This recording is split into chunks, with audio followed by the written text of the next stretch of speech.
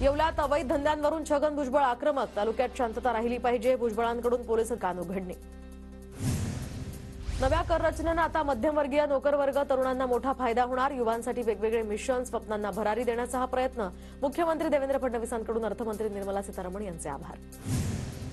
लक्ष्मीची पावलं येती घरात. ओची दिवाळी दसरा असा हा अर्थसंकल्प. महाराष्ट्राच्या विकासासाठी भरपूर निधी देण्यात आलाय. उपमुख्यमंत्री शिंदेंची यावर प्रतिक्रिया.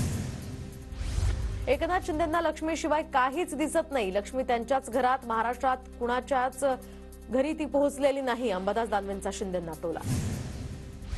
निर्मला सीतारामन यांनी चांगला अर्थसंकल्प दिलाय. शेतकरी सामान्यांसाठी चांगला अर्थसंकल्प. उपमुख्यमंत्री अजित पवारांचीही यावर प्रतिक्रिया. नोकरदारांसाठी चांगली बातमी. 12 लाखांपर्यंतचं आता उत्पन्न करमुक्त होणार. अर्थमंत्री निर्मला सीतारामन यांच्या घोषणेनं मध्यमवर्गीयांना दिलासा, तर सरकारला 1 लाख कोटींचा यामुळे तोटा होणार. पुढील आठवड्यात संसदेत नवीन आयकर विधेयक धोरण आणणार. तर आता नव्या आयकर विधेयकाचा टॅक्स स्लॅबशी संबंध नसणार. अर्थमंत्री निर्मला सीतारामन यांच्याकडून स्पष्ट.